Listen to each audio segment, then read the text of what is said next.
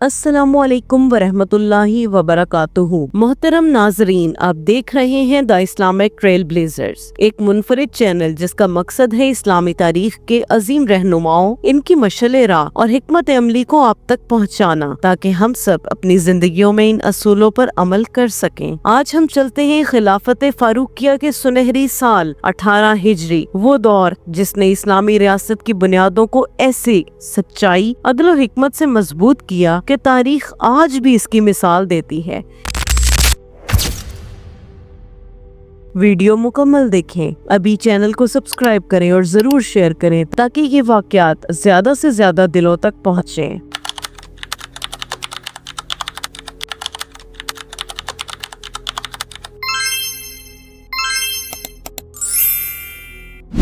मोहतरम नाजरीन, 18 हिजरी खिलाफत फारूकिया का मरकजी दौर था। इस वक्त इस्लामी रियासत ने यरूशलेम और मिस्र जैसी फतूहात हासिल कर ली थी और इंतजामी और अदालती निज़ाम को बेहतर बनाने की तरफ कदम बढ़ा था। सबसे अहम इस दौर की फतह यरूशलेम थी, जो 18 हिजरी में मुकम्मल हुई। हजरत उमर रजी अल्लाह तआला अन्हो खुद शहर पहुँचे, मुआहिदा किया और ईसाइयों के मुकद्दस मकामात को बगैर किसी मदाखलत के इबादत के लिए खुला रखा। उन्होंने मस्जिद उमर तामीर करवाई, जहां आज भी इनका नाम जिंदा है। इस इक़दाम ने इस्लामी हुक्मरानी में रवादारी की रोशन मिसाल कायम की कि एक फातेह भी इंसाफ और इज्जत के साथ हुकूमत कर सकता है। 17 हिजरी में शाम में ताउन अमवास फूट पड़ा, जो 18 हिजरी तक जारी रहा और यरूशलेम, दमिश्क, बगदाद तक फैला। हजरत उमर रज़ी अल्लाह तआला अन्हु ने सहाबा कराम से मशवरा किया। बाज ने कहा सबको मदीना वापस लाया जाए, लेकिन अबू उबैदा बिन जराह रज़ी अल्लाह तआला अन्हु ने फरमाया ये कज़ा है, अल्लाह के हुक्म से है।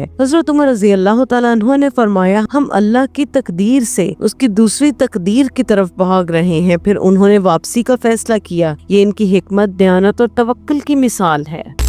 सुबहान अल्लाह, वो वक्त कि जब जमीन पर अदल का सूरज पूरी आबोताब के साथ चमक रहा था और हर तरफ हजरत उमर फारूक रजी अल्लाह तआला अन्हु की हिकमत, शुजात और क़यादत के चर्चे थे। 18 हिजरी का आगाज मुसलमानों के लिए एक नया चैलेंज और एक नया इम्तिहान था और उमर बिन खत्ताब रजी अल्लाह तआला अन्हु हमेशा की तरह रब की मदद और तकवा के साथ हर फितना और आजमाइश का मुकाबला करने के लिए तैयार थे। ये वो साल था जब ताउन अम्वास ने शाम के इलाकों में खौफ व हिरास फैलाया। इस वबा का आगाज अम्वास नामी इलाके से हुआ, जो कि फलस्तीन में वाक़ था और तेजी से शाम के दीगर हिस्सों में फैल गया। हजरत उमर रज़ी अल्लाह तआला अन्हु इस वक्त मदीना मुनव्वरा में मौजूद थे और इन्हें इस खबर की संगीनी का मुकम्मल अंदाजा हो चुका था। उन्होंने फौरन शाम का सफर इख्तियार किया ताकि वहाँ के हालात का जायजा ले सके। जब हजरत उमर बिन खत्ताब रज़ी अल्लाह तआला अन्हु मकामे सुर्ख पर पहुँचे तो लश्कर के कुछ सरदार इनसे मिलने आए और वबा की शिद्दत बयान की। इनमें हजरत अबू उबैदा बिन जराह रज़ी अल्लाह तआला अन्हु भी शामिल थे, जो शाम के कमांडर थे।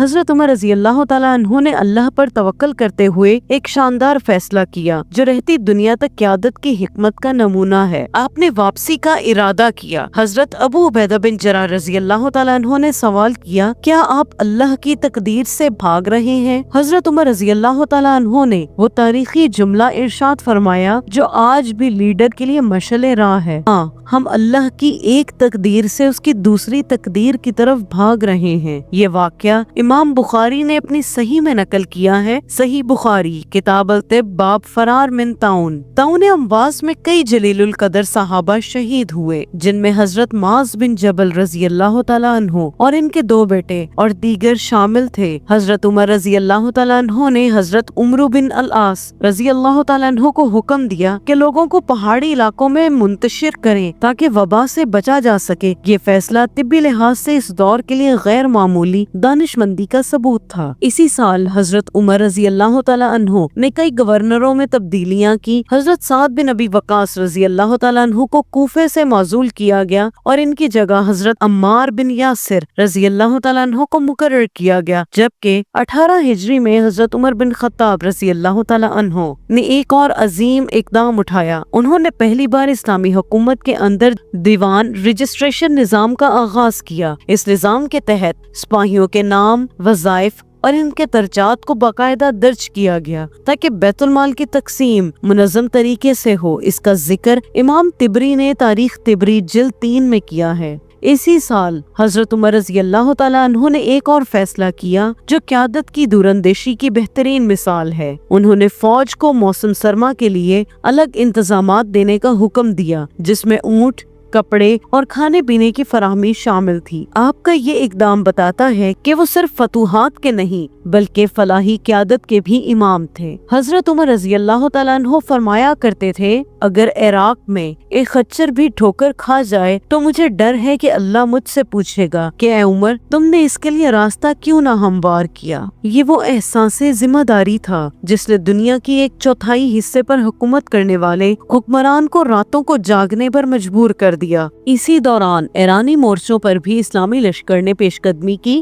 دریائے دجلہ کے نوح میں لڑائیاں ہوئیں جن میں فتح جلولہ، تکرات اور موصل جیسے اہم شہر شامل تھے، اور بحری منصوبوں کے ذریعے ایرانی علاقوں کو محدود کیا گیا۔ اس سے یہ واضح ہوتا ہے کہ حضرت عمر رضی اللہ تعالیٰ عنہ نے نہ صرف زمینی بلکہ سمندری سطح پر بھی حکمت عملی اپنائی۔ ریاست میں مالی اور عدالتی اصلاحات کیے گئے، دیوان، قضاء اور وقف کا نظام مرتب ہوا، جزیہ نافذ کیا گیا، شورا کونسل فعال ہوا۔ یہ وہ بنیادی ڈھانچے تھے جنہوں نے خلافت کو مضبوط بنیاد پر استوار کیا۔ محترم ناظرین، یروشلم میں کلیساؤں کا تحفظ بھی ایک روشن مثال تھی۔ حضرت عمر رضی اللہ تعالیٰ عنہ نے واضح فرمایا کہ اسلامی ریاست میں ہر مذہبی جگہ محفوظ رہے گی۔ یہ ہدایت آج کے دور کے لیے بھی مشعل راہ ہے۔ اگر آج آپ UK یا USA میں بیٹھ کر دیکھ رہے ہیں، یہ صرف تاریخ نہیں بلکہ آج کی نسل کے لیے ایک سبق ہے۔ حکمران کا انصاف، نظام کی شفافیت اور عوام کی حفاظت والی سوچ، یہ وہ اصول ہیں جو آج بھی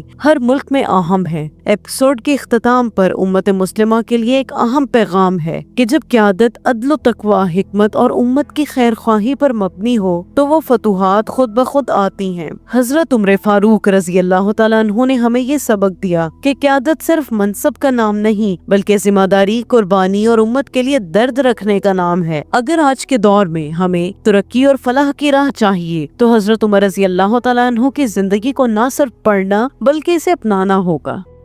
اب آپ سے ایک سوال ہے، کیا آپ اپنے ملک یا دنیا کے کسی رہنما میں حضرت عمر بن خطاب رضی اللہ تعالیٰ رکھتے ہیں؟ ضرور بتائیں نیچے کمنٹس میں۔ اور اگر آپ چاہتے ہیں کہ اگلے ہفتے میں آپ کو خلافت فاروقیہ کے مزید سنہری باب جیسے 19 تا 21 ہجری کے واقعات سے روشناس کرواؤں تو ابھی سبسکرائب کریں اور بیل آئیکن کو پریس کریں تاکہ آپ وہ ویڈیو مس نہ کریں۔